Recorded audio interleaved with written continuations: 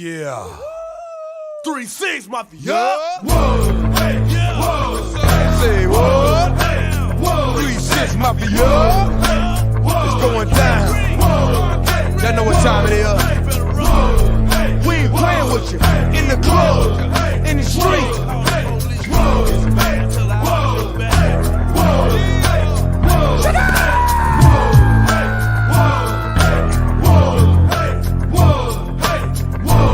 Y'all know what time it is.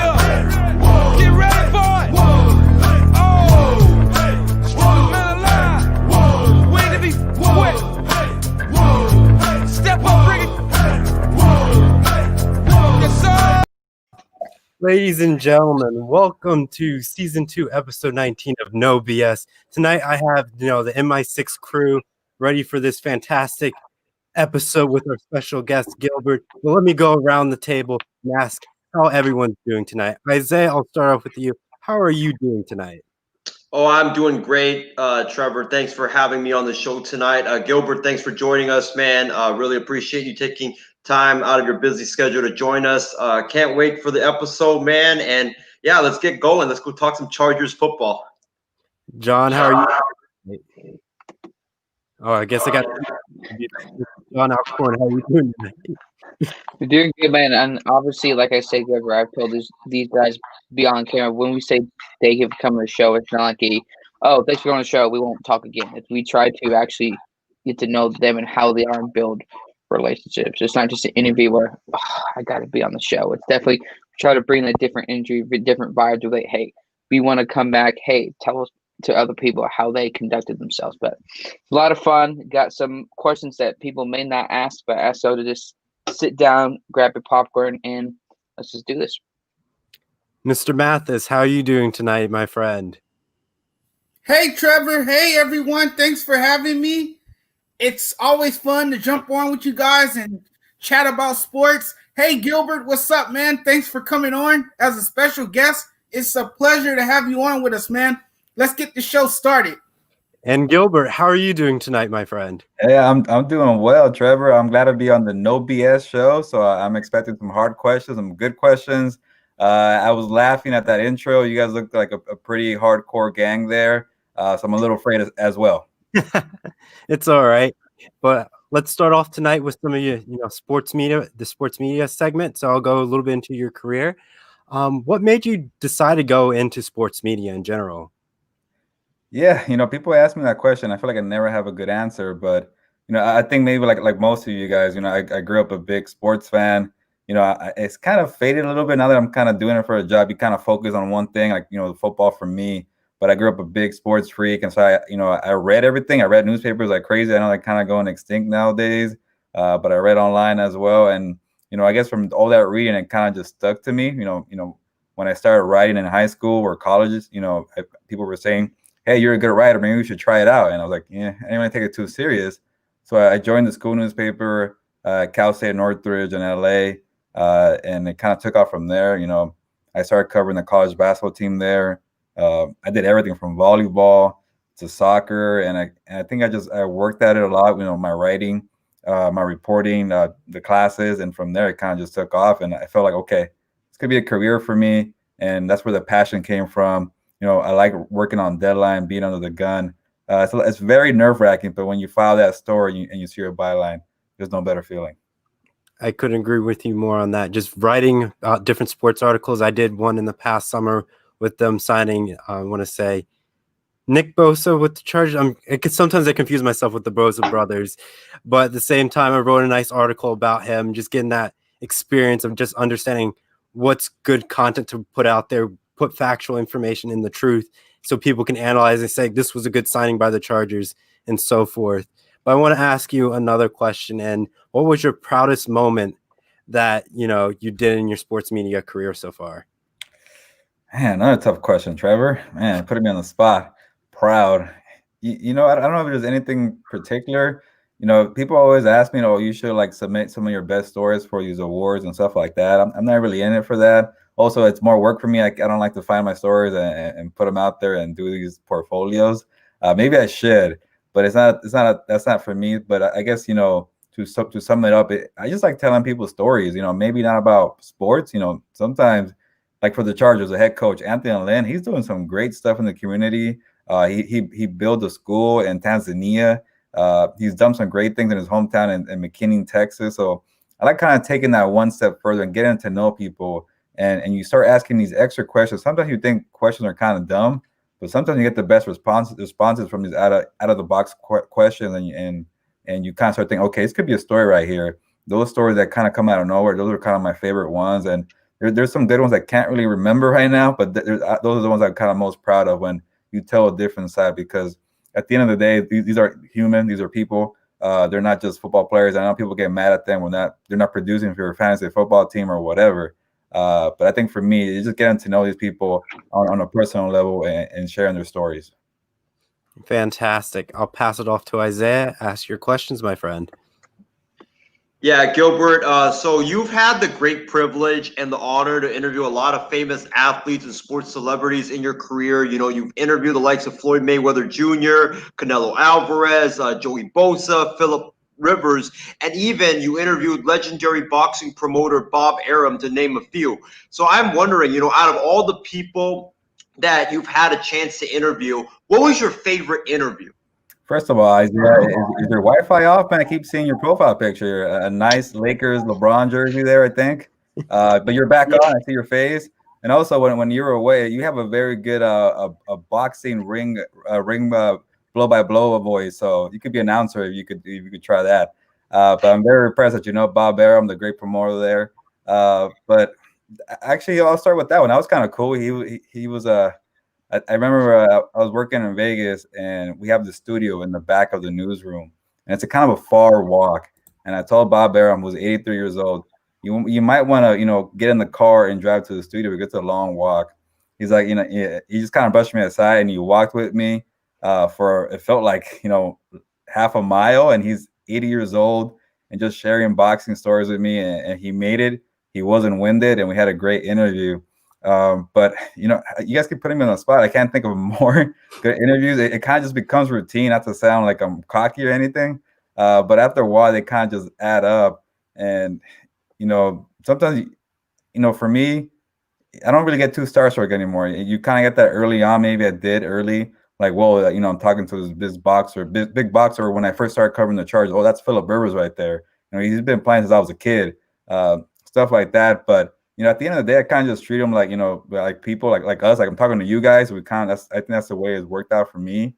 But to pick one favorite one, I can't think of one right now. But there's many good ones like that Bob Arum story I just shared.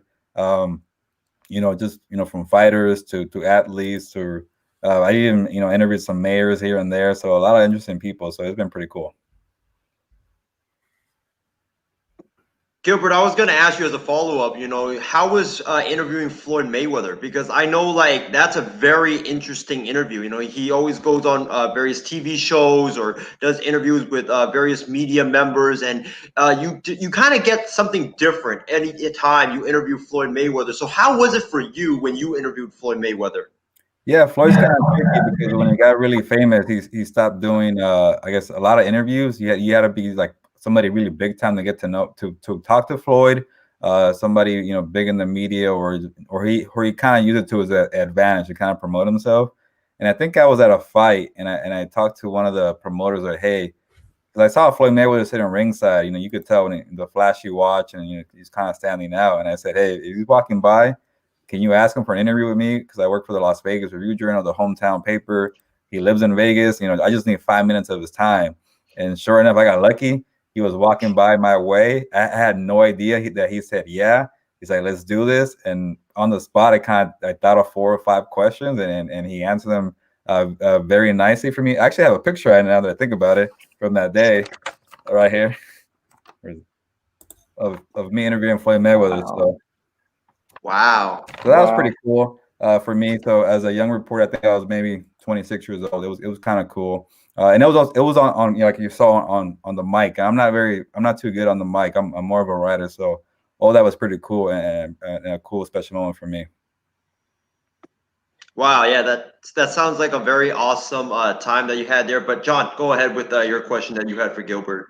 Gilbert, you've been doing this for a while, interviewing people. What have you noticed? Because sometimes in the media we see this athlete is this way or this person is this way, and then you get to know them in the interview. What is the, I guess, not the biggest lesson, but what have you learned when approaching an interview versus what the media was saying about a certain athlete in NFL, boxing, or MLB, or whatever sport?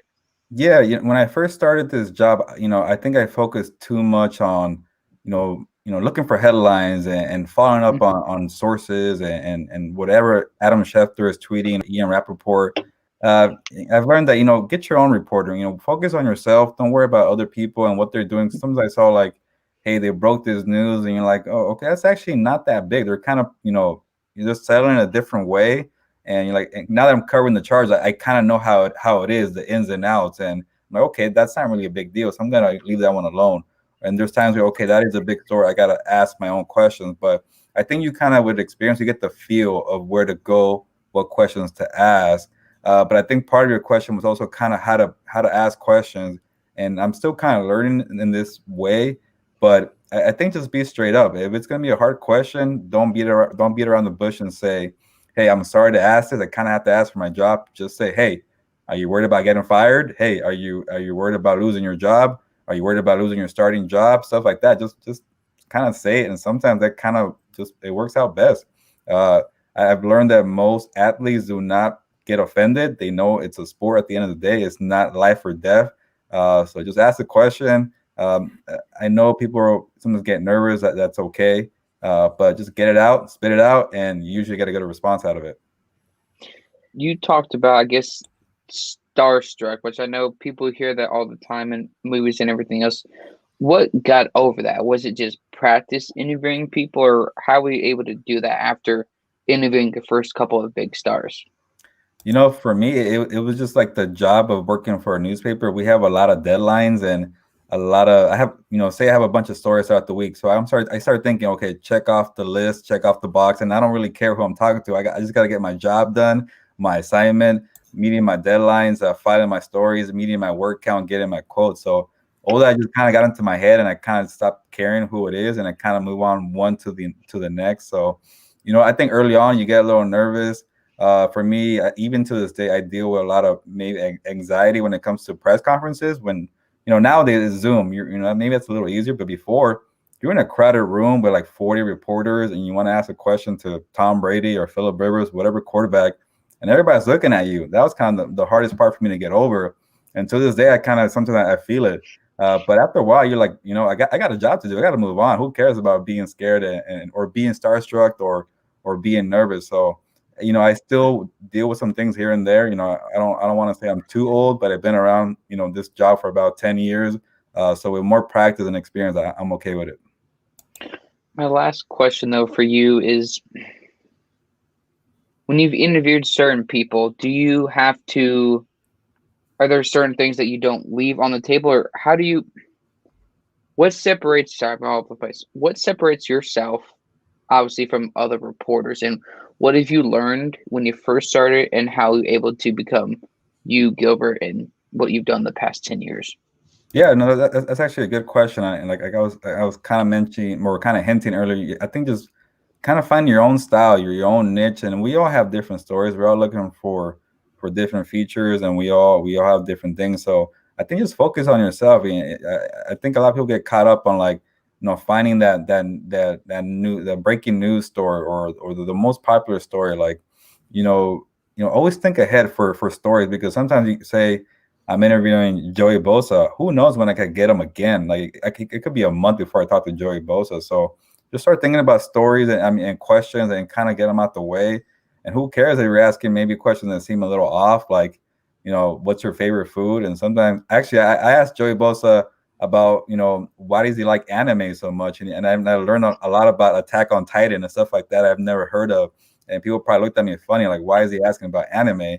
And it kind of turned out to be a good story because I got to know Joey Bosa as a better person because before this year, he didn't talk too much. He was all about football, but you start asking these questions little by little, you start remembering things. And for the next interview, like, okay, I'm going to ask about this one and follow up. So I think just find your own style, worry about yourself. And also at the same time, don't make fun of other people. If they're having kind of silly questions. Who cares? That's their own thing and their own stories. So just I think just worry about yourself. Make sure, you know, I'm assuming if you guys do this for a living, you're gonna have an editor. So make sure you're on the same page with your editor, and pretty much you and that person and kind of know what's going on. So I just say find your niche, find your writing style, and kind of, you know, meet your task. Jonathan, you can ask your questions. Oh, unless John Alcorn, you have one more. So I just thought of this one, but it's a good one.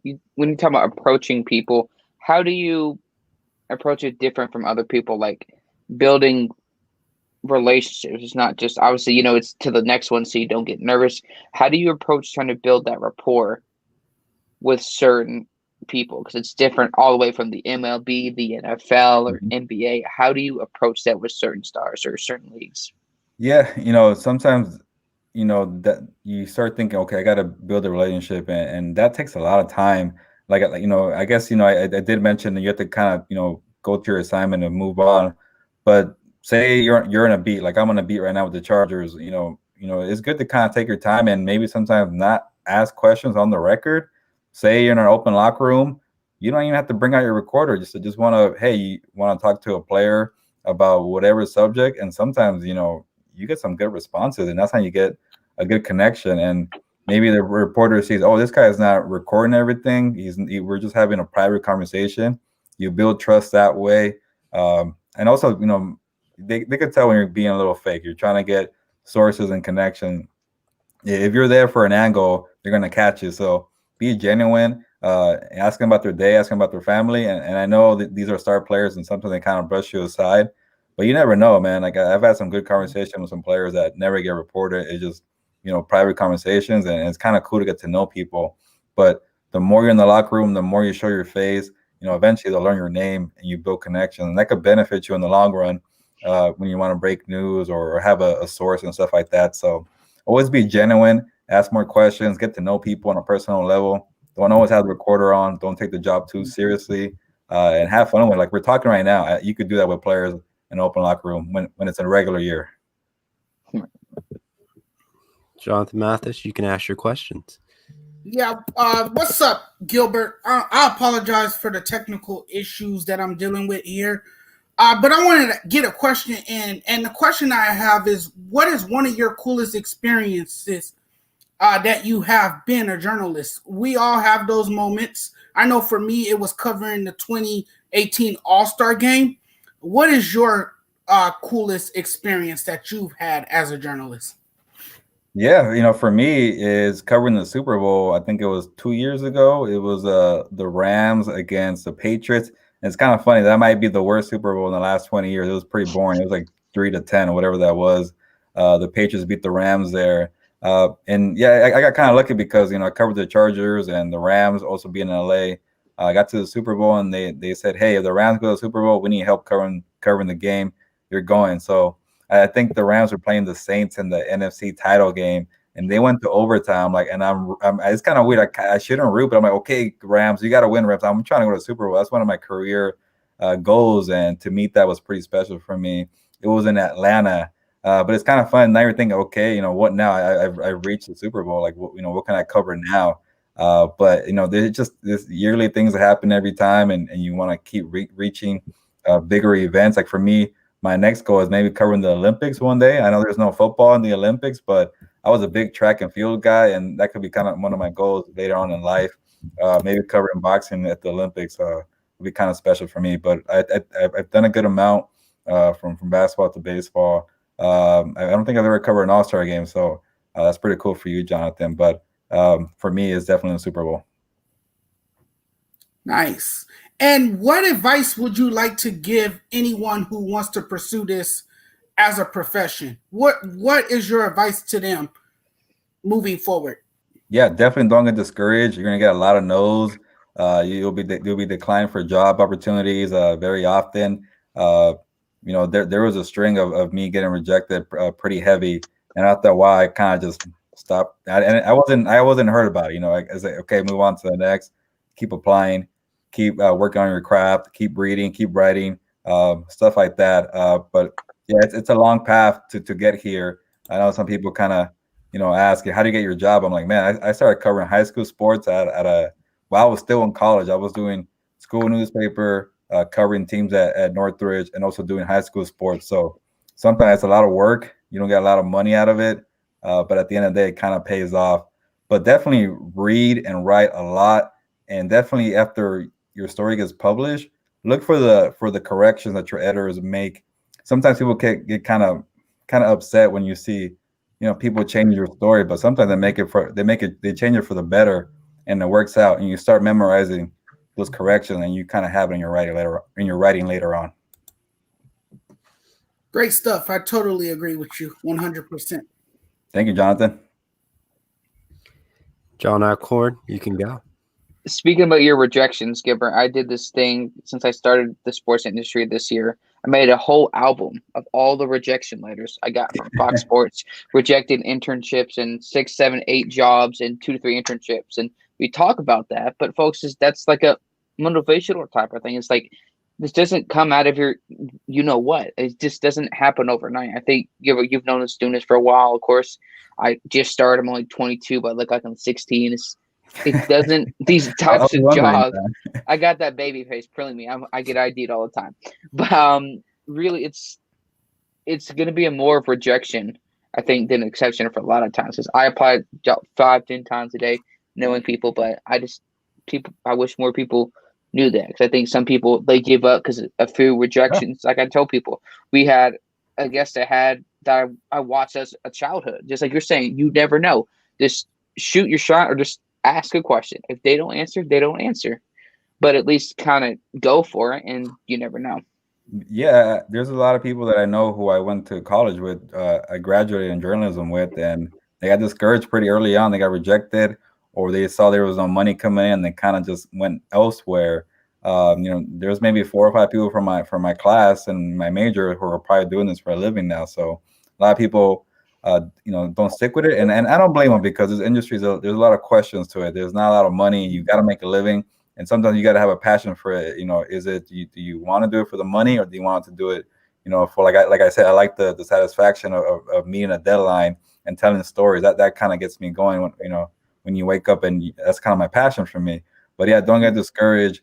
And it's kind of funny because a lot of these jobs that I have, I could point to a network. Like, there's always somebody that helped me out along my path. So always be kind to people. That's what I always try to do. I try to, when I see somebody who's new, I try to direct them or give them help, because not to get a perk out of it or a benefit, but I've been helped out so much in my career that I could definitely show you a cycle or a triangle of people who I knew that led to me getting a job. It started from when I was in college. I was an intern at the Arizona Republic. I got to cover the Diamondbacks, the Arizona Cardinals, and it was my junior year in college, and that kind of started my career, because somebody who had that internship when they were younger, my age, they gave me my first job at a college at a weekly newspaper, because he did it when he was in college. Like, hey, I was that same intern. We have a connection. He gave me that job right there. I used to work at NFL.com, and one of the stories I used to edit, the writer went on to be the editor for the Las Vegas Review-Journal. He's like, hey, I remember you editing my stories. You're pretty good at editing. You want to work for us? So stuff like that. You never know who you know. I never even met the guy, but he remembered my name from the email. So like I said, keep working, be kind, and you never know. I think you're without a doubt right. I mean, some people do it because they're passionate, and some people do it because it looks glamorous. I think people need to know the difference. It's not for everybody. Yeah, no, you're right, man. Especially sports. Your weekends are gone. Your holidays are gone. Your evenings are gone. So if you like having a 9 to 5 and Saturday, Sunday off, this ain't the job for you. Absolutely. Yeah, Gilbert, everyone working in the sports industry has had to adapt and adjust during this pandemic, whether it's playing or coaching on the football field, or, working in the media field and covering a team like you do, or working as an usher, doing concessions. Everyone has had to change their day-to-day routine of how they go to work. So I was wondering, could you give the fans a peek into what it has been like for you to cover a football team on a day-to-day basis during this pandemic, and what has like a typical game day been like for you? Yeah, it's been weird. I haven't been to any locker rooms, open locker rooms. I haven't been near any. I haven't been close to any players at all this year. Maybe since the last. I think it was week 17 of last year. That was the last time I got on a plane. I haven't been on a plane at all. I haven't. I used to cover all the road games for the Chargers. I haven't done any road games. When I cover home games at SoFi Stadium, I stay in the press box. I don't go anywhere else. I can't be on the field. I can't be in the locker room. Might as well cover the game from home. So it's a strange feeling. You still get some advantages being at the game to kind of see the sideline and who gets hurt and stuff like that. But other than that, everything's from home. This room I'm in right now, I've done a lot of work in here. I've been on Zoom a lot from here. And on game days, it's kind of funny because, or even during practice, I've been going to Chargers headquarters. I get to watch practice for about 5 minutes, but at a very far distance from players. I'm wearing a mask the whole time. It's kind of hard to ask questions when you have a mask on. So all that's been an adjustment for me. But I do miss, being a little closer to the team. Getting in the locker room, especially after a game, after a football game, going into a locker room after like a big victory, a big loss. You get some good stories. Like you see a pissed off offensive lineman in the corner. You go chat it up with him. He gives you some great quotes and.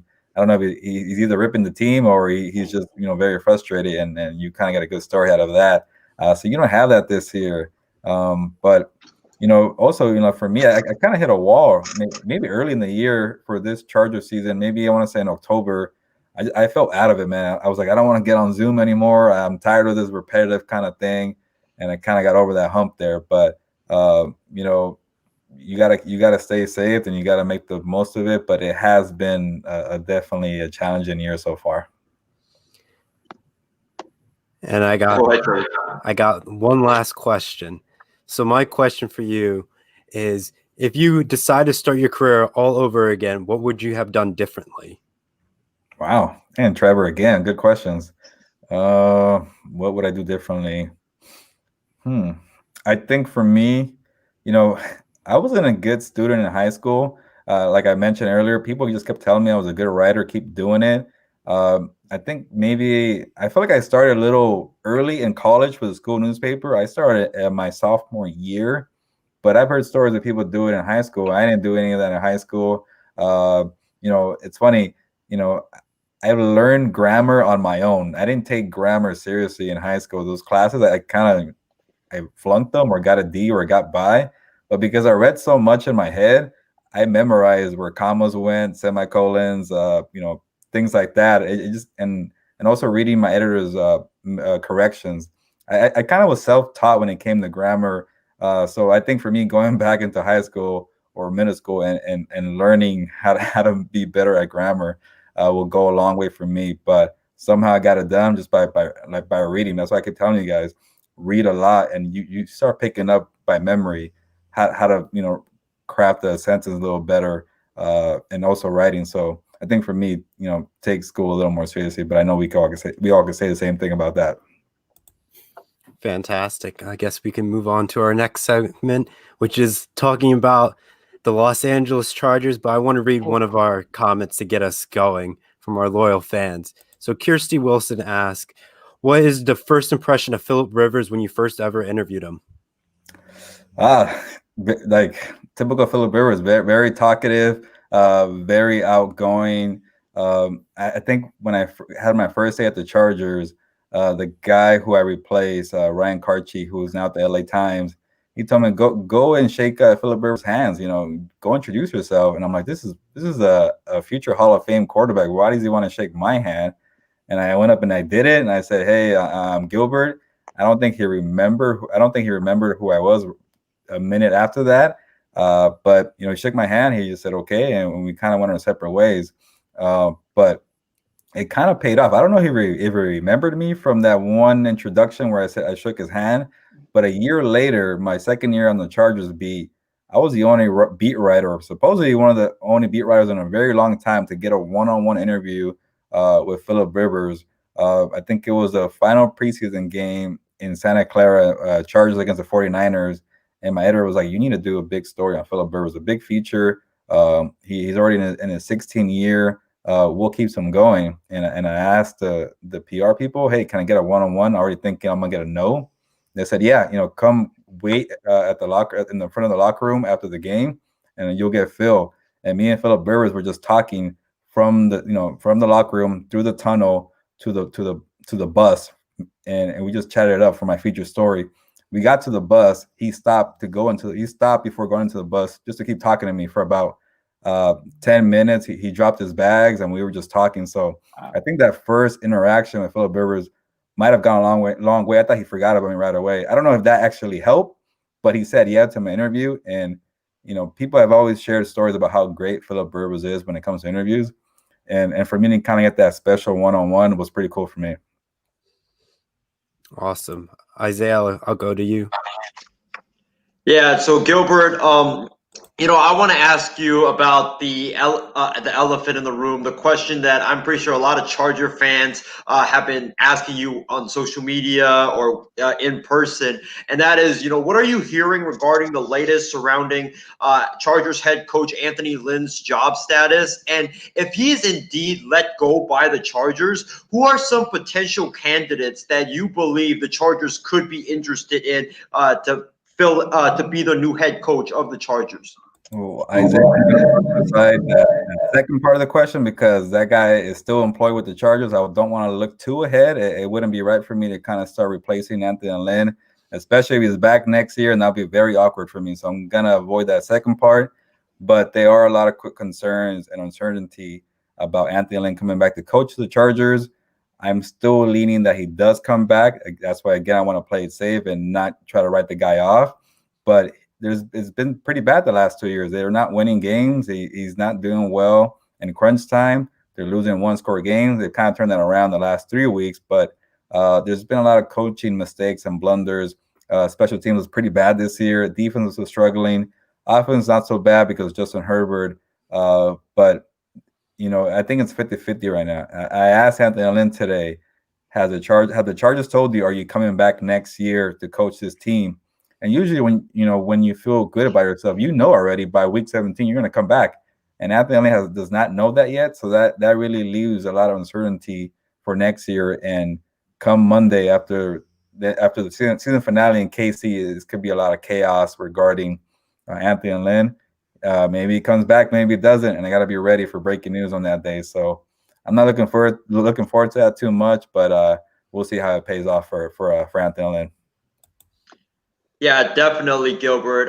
We'll definitely tune into your Twitter account for the news if indeed Anthony Lynn does get let go or if he does get retained by the Chargers. But my second question to you, Gilbert, is, we all know Anthony Lynn could be the potential fall guy for the Chargers. But what about Tom Telesco, the Chargers GM?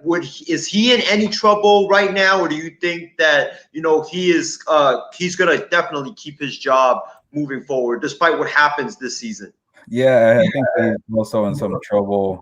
Tom Telesco, he's been there 8 years, and the Chargers have only made the playoffs twice. That's not a good look for a general manager. And also, he's already hired 2 head coaches, Mike McCoy and Anthony Lynn. And then you fire 2 and you keep Tom Telesco. It's kind of rare when a GM hires 3 head coaches. So if you let go of Lynn, you might let go of Telesco. There might be a paired package together. A lot of teams like to kind of pair up their GM and their head coach, so that will not surprise me. But I know Tom Telesco is very well liked with Dean Spanos there.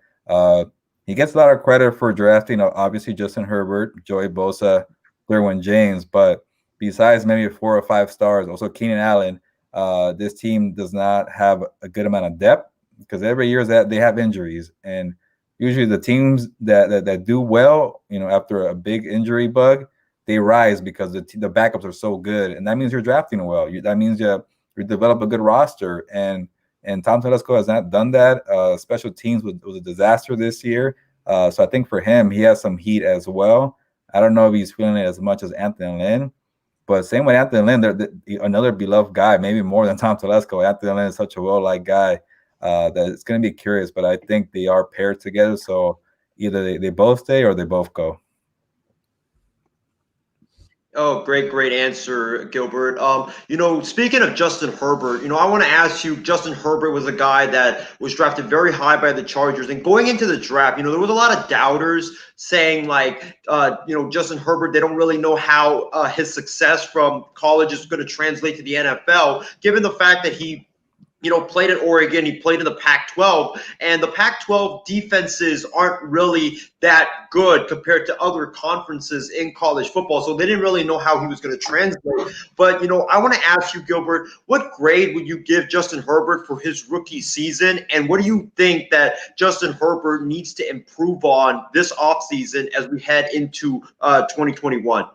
Well, the grade's pretty easy. A+, man. That's a grand slam, a home run pick that the Chargers got. And I think if you ask anybody and with the Chargers or anybody who covers the Chargers, it's going to be A+. I think Justin Jones from the Chargers said they struck gold when they drafted Justin Herbert. And I thought that was the best quote of the year to kind of sum it up. And, the guy's a stud. I feel like maybe early on I was hyping him too much, but after teams kind of watch film, a quarterback is good when the team watches film and they counter your moves and adjustments. Now it's up to the quarterback to make some more counters and counter the counter, and that's when you know who's good. And now that Justin Herbert has 3 consecutive game-winning drives, that guy, he has it up here.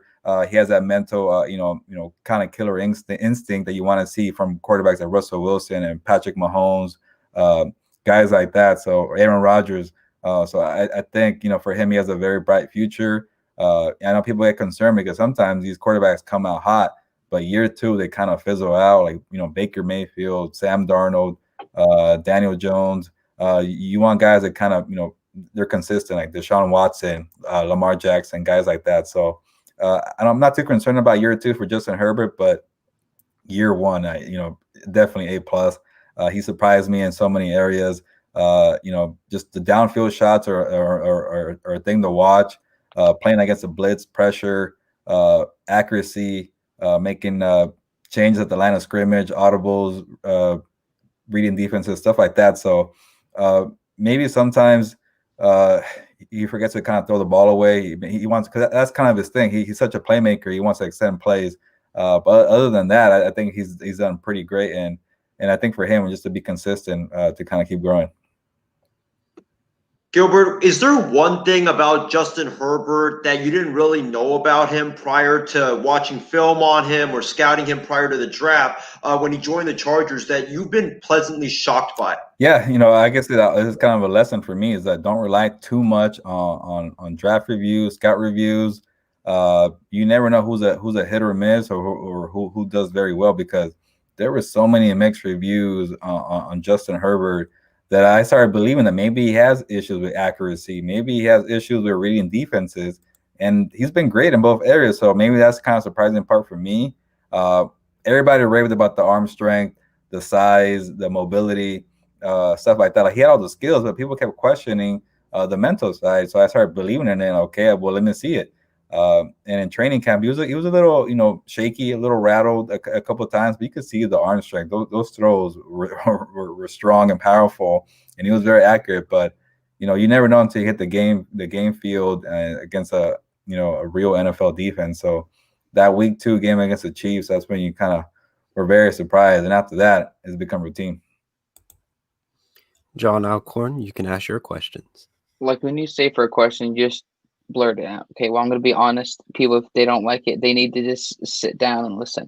Of course, when I'm critical about a quarterback, I talk about them as a quarterback. I don't know Rivers as a person, but like, from what you've been saying, he seems like a great dude.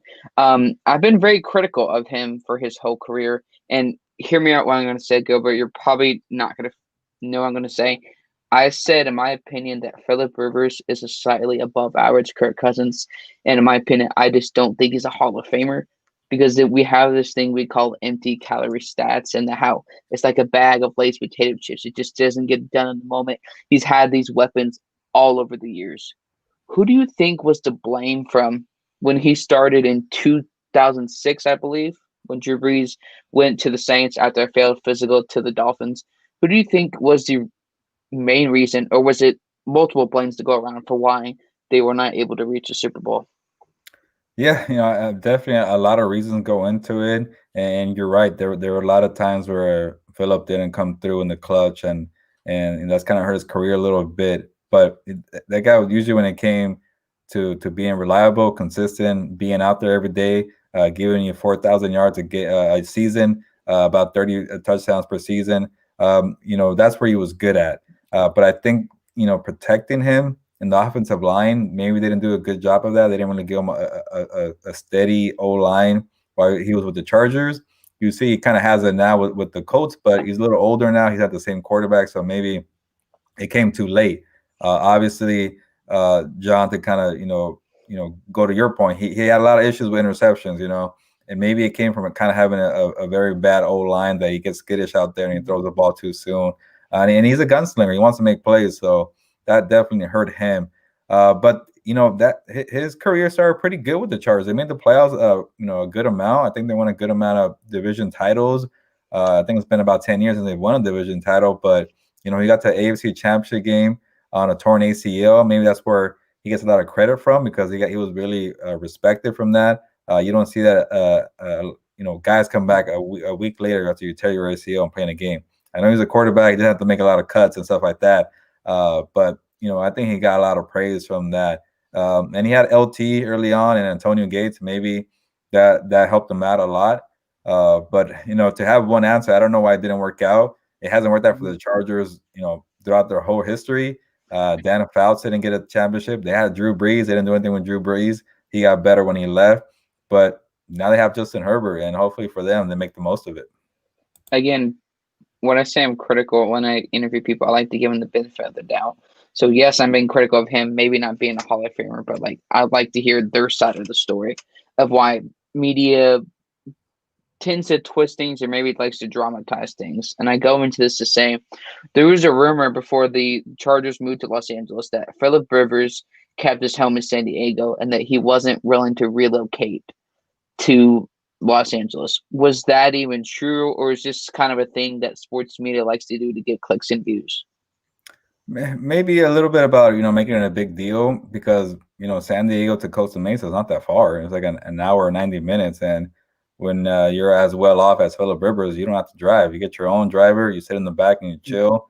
You watch film, and it wasn't a big deal. And you don't blame the guy. I can't blame the guy, because he lived in San Diego for about 14, 15 years, and he loved it. That was his home away from home, and out of nowhere, they moved the team. So, I can't fault him for that. And maybe he already knew in the back of his mind he's not going to be there for a long time. So why move to LA when he's not going to be there forever? They made it work for a couple of years. They went to the playoffs in 2018.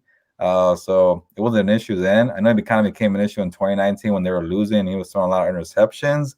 But I never thought it was a big deal. It wasn't that far. Mm-hmm. Maybe, like you said, maybe the media made it too much of a big deal. But it was never an issue when I was covering the team. Yeah. There. Last question, though. And, of course, that's why I wanted to ask you this, because people need to understand, I know everybody's been critical of certain players, but that does not mean we're not willing to give them the benefit of the doubt. But looking at the Chargers, though, when 2015 happened, it was 2015, you had Todd Gurley, you had Melvin Gordon, you had all these other players. Do you think drafting Melvin Gordon was a mistake by the Chargers? Or am I just kind of thinking it in different ways? Because you see the production could have been there, but he couldn't stay healthy to see his full potential. Yeah, that's kind of been the topic of conversation. Do you draft a running back in the first round? It's a little risky now. Maybe now, after you see all the stats and analytics about it, maybe you kind of stay away from that. But I think maybe 5 years ago, it was okay. Melvin Gordon had a shaky rookie year, but he was pretty productive after that for about 4 or 5 years. And I'm pretty sure if he never would have held out last year and wanted to get a bigger contract, I think he would have been in charge of today. So that kind of tells – and they offered him a contract. He didn't want to take it. So, I think that kind of tells you how the Chargers thought it was working. It was doing well. They loved Melvin Gordon. He was a leader for the team, a face of the franchise type of guy. For me as a reporter, I love talking to Melvin Gordon. He was very outgoing, very talkative. We missed that on that. But then it didn't help them that they got Austin Eckler to replace him pretty quickly. And he kind of lost some leverage there. So I don't think it was a mistake. It's just one of those positions that you could find pretty easy. And I think sometimes, when you're drafting guys like Zeke Elliott, they look okay early on, but then they kind of break down pretty quick because they're running back such a brutal position. So it doesn't look good at the end. But sometimes these guys are studs. Guys like Saquon Barkley, who's a stud too, but he can't stay healthy. So maybe that's where you kind of see that it's maybe not worth it. But I think sometimes guys, for at least 2 or 3 years, you got to know in your head this guy's gonna be productive, pretty good. Take a chance and see how it goes. But I don't think it was a mistake. But I think, John, what you're thinking, it was a very high draft pick, so something you kind of gotta really think about it long and hard. Again, buyer beware. When I say these questions, Gilbert, any of my people need to get. This is just me asking. This does not mean I don't like them as a player or as a person. We just like to get the truth out there, and I'm more than happy to give people the benefit of the doubt and to hear the other side of the story. Yeah, no, definitely. A lot of people like to slander or tag the players and they get mad at them, but we're just having a pretty healthy debate, so no issue there. Gilbert, the biggest issue with the Chargers the last few years, have been their inabilities to close out games. The Chargers, they would get out to like a big lead and then somehow, some way they would collapse and then lose those games. And I honestly believe that if the Chargers had won maybe like 2, 3, or even 4 of those games that they collapsed in, they would have probably made the playoffs or even been in the playoff hunt either this year or last year or the year before last season. So what do you believe, is the reason that the Chargers just continuously choke late in games? Yeah, it's been happening for a long time, not just the last 2 years, but it's been happening very often the last 2 years. Definitely injuries play a factor, experienced guys. I remember when Chris Harris Jr., the cornerback, first returned from his foot injury, he was saying, hey, we're losing a lot of close games because I wasn't on the field. And I started thinking, really? Like, it doesn't really take one player. But that guy was so smart or so knowledgeable. He won a Super Bowl with the Broncos. He's been in so many tight situations that now that he came back, they're winning close games. So sometimes it's about who's on the field and who has the knowledge and who knows situational football. And maybe it doesn't bode well for the coaching staff. They couldn't get the players in the right position for that. But sometimes when you have too many young guys in the field, it doesn't work out.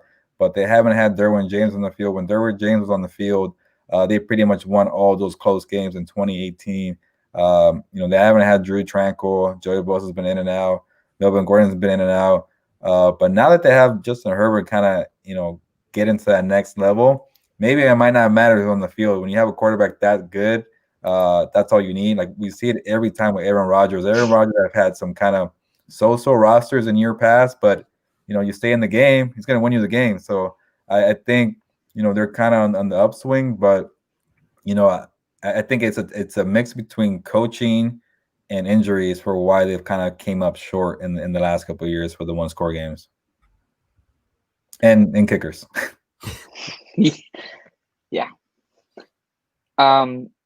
First of all, I want to say thanks a lot, jokingly, to the Chargers for taking away one of the best corners I've seen in a very long time, because we don't have a corner for the Broncos. But one last question, though, is how do you see in 2021 the mentality in the locker room and the leadership changing based on how, hey, Justin Herbert is this guy. He is the real deal. Let's not make expectations too high, but let's also give him the best resources to succeed in 2021. Yeah, I think first of all, people believe in him now. People are just amazed about what he could do, and that really kind of catches on in the locker room. Like, okay, we got a guy here we could believe in. Let's rally for this guy. This guy's giving us everything on the line. We should too. So I think it starts there. And a lot of people question Justin Herbert's leadership. He is more of a lead by example guy. But I think those people who really know Herbert, he's very talkative. I think that Thursday night game where he had the game-winning quarterback sneak and he kept yelling, "I was in, I was in."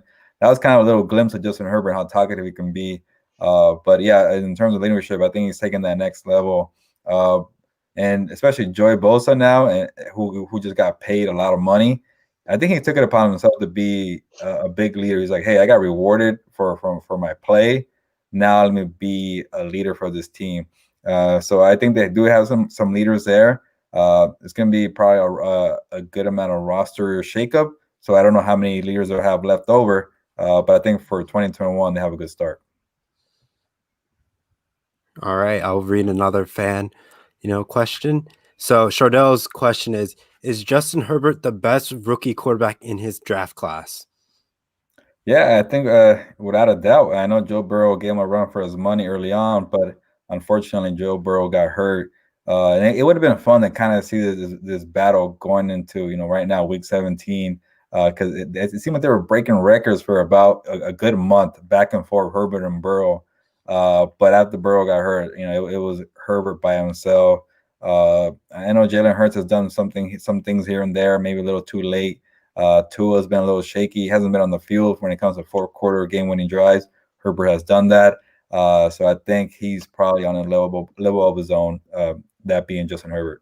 Yeah, I kind of have to agree with you on that. Like Joe Burrow and Justin Herbert were on the same path, but it was like early on, Joe Burrow was finishing like 2-minute drives in the fourth quarter with no timeouts, looking like a seasoned veteran. And like you don't see that in a typical rookie quarterback. Though he had no line, he was like a well-oiled machine, could go down and score, and he gave the Chargers a run for their money in the opening season game. So it's like one of those weird conundrums where it's like you have two potentially good quarterbacks for the future. One goes down, and now it just blows this question almost out of the water. Yeah, it would have been fun to see Burrow and especially if Herbert was playing in that game, the Week 1 game. That would have been pretty fun to see. We saw Tua against Herbert. Herbert didn't have his best game there, so that was just kind of a funny little twist there. But yeah, it's gonna be special to watch these guys, Joe Burrow, Tua, and Herbert for the rest of their careers and see how that pans out. But I've been very very impressed with Joe Burrow. He kind of reminds me of Drew Brees. He's kind of just that just that winning mentality, whatever it takes, and he knows how to run an offense pretty well. Isaiah, you said you had a question to add on to it. No, I just wanted to add on to your guys' point. I totally agree with the three of you guys on this. I think that Justin Herbert is definitely the best quarterback out of this rookie class because, like you guys mentioned, I think it was definitely between Herbert and Burrow, and it was going to be a very thrilling race down the stretch. But then Burrow got hurt with the torn ACL, unfortunately, and I think that's what gave the award to Justin Herbert, with him just continuing to play games and continuing to look good in the games that he's played. And Jalen Hurts, he has done a few things, but I think he's only played like 2 or 3 games, so that's a really small sample size. Tua, he's been benched in and out of games. So yeah, I agree with you guys. I think it's got to be Justin Herbert for the best draft best quarterback in the draft award, and definitely rookie of the year. I would give it to Justin Herbert. All right. So my next question is, what is the biggest threat to the Chargers playoff, I guess, future? I know the Kansas City Chiefs are kind of going to be loaded for the next, let's say, few years. So you're going to be locked in the wild card spot. You're not really going to win the division unless something crazy happens to the Kansas City Chiefs via injury-wise, losing Patrick Mahomes. But if they're trying to be in the wild card hunt, what do they have to do to at least get in the shot in the playoffs? Like, it looks like you have to be like 12-4 or something like that to get in. Yeah, what is it right now? 5 teams have 10-5 records. So if you're not winning at least 10 games, even if they added that 1-7 spot, you're not gonna have a chance. So you got to win at least 10 games for the Chargers to kind of be in that hunt next year. But I think you got to protect Herbert. You got to you got to improve the offensive line. I don't know the entire offensive line, but because the right side is a little shaky. They tried to upgrade it a year ago, but there's just so many injuries to Brian Bulaga and Trey Turner. But if they're healthy, you might be set there. The left side is very inconsistent with Sam Tevi, Forrest Lamp. Maybe the center Dan Feeney is okay, but you got to really ask yourself, you're Tom Telesco, maybe I shouldn't settle here and improve this line. But for him, it kind of hasn't really worked out. He's tried so many combinations that maybe it must be frustrating right now.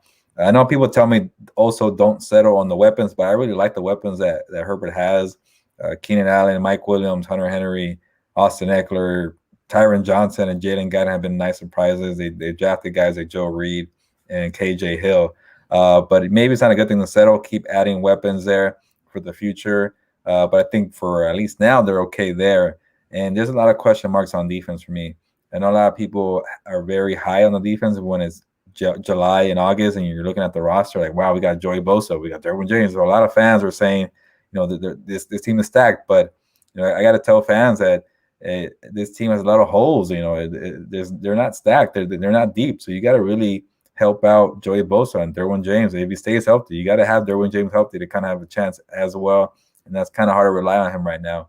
But they have a lot of holes on defense, and that's going to be up to Tom Telesco to fill that out if he's back next year. And then my last question is, what will the Chargers do with Tyrod Taylor? I know he had that puncture lung early in the season, but now is he going to get like a fair opportunity to challenge Justin Herbert for the quarterback position job, or it's basically a done deal and they're going to make him a second string or trade him for some assets? Trevor, I don't know why you even asked that question. No way it's going to be Tyrod Taylor in a competition with Justin Herbert, man. You were doing so well asking me good questions. This is not a question at all. It's definitely Justin Herbert's team. Unfortunately, with Tyrod Taylor, who's such a good guy, great guy to talk to, he's going to have to look for another shot elsewhere. If he wants to start, if he's okay with being a backup, living in Los Angeles, and he has his good friend, you know, I think Anthony Lynn he really likes Tyrod Taylor. So if you feel like you're comfortable with Anthony Lynn, if he's there and you're in LA and you want to be a backup, there's no problem with that. I think Tyrod might be okay with that. But I think, you know, given his age and there's an opportunity elsewhere, he might, you know, leave. He's a free agent. But definitely Justin Herbert's job maybe for the next 10 years. All right. Isaiah, I see you have one more question about the offseason. Yeah, one more question before we wrap up the show, Gilbert. I just want to ask you, you know, besides like potential vacancy at head coach and GM, what are like some positions that the Chargers could be looking to address this offseason? Yeah, maybe another pass rusher besides Joey Bosa. Melvin Ingram's going to be a free agent. You know, who knows if they bring him back, but he wasn't the same player this year. So you really got to upgrade that position. I know they're moving Jerry Tillery, who was a first-round pick last year, to defensive end, but that hasn't worked out either. So, which is funny because when this year started, we all thought, reporters, that this defensive line was going to be really good, but it wasn't. There was a lot of injuries, a lot of, you know, age caught up to people. Some guys didn't pan out. So definitely, you know, work on the defensive line. Maybe get another cornerback. I know Casey Harris kind of struggled. It seems like Chris Harris is going to be your nickel for the next year or two at least. But, you know, there's some question marks in the secondary as well. So, again, the defense, I think, has a lot of holes, and I don't know where you could prioritize, but I think maybe pass rusher might be the first one. All right. Now let's move on to our final thoughts, gentlemen.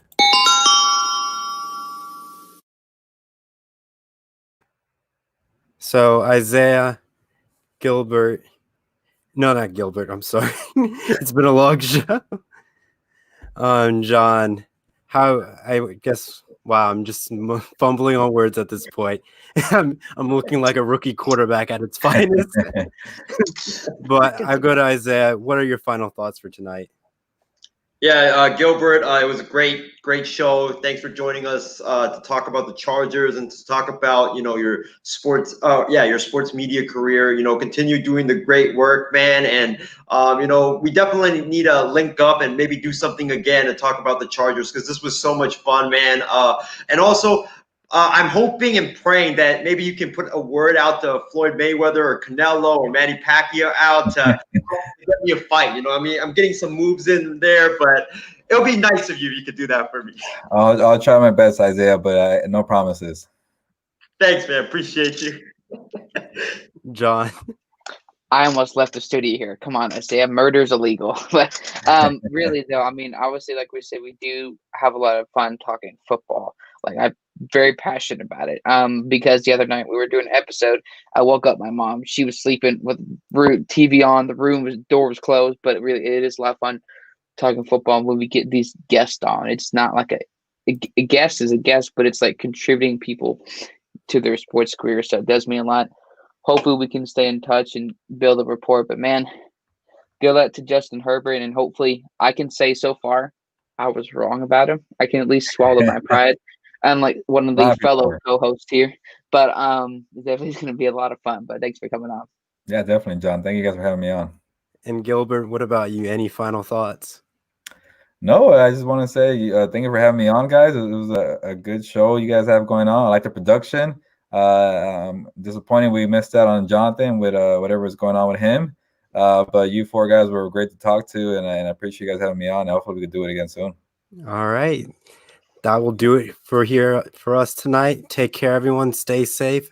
One more final announcement that the MI6 Sports Network is doing our New Year's Eve special. So we're doing 6 hours of streaming. So we're going to do from 6 p.m. Pacific time up to 9 a.m. because that not 9 a.m. to 9 p.m. Pacific time. That covers the Eastern time zone New Year's ball drop. And then they will pick up the West Coast team from 9 p.m. Pacific time to 12 a.m. Pacific time to wrap in the West Coast. So it's definitely going to be a fun event. So tune in and make sure you get your popcorn ready because it's going to be a long night for us. But that will do it for us. Take care, everyone, and see you all tomorrow. Yeah. 3-6 Mafia. Yeah. Whoa. Hey. Yeah. Whoa. Say what? Hey. Whoa. 3-6 Mafia. It's going down.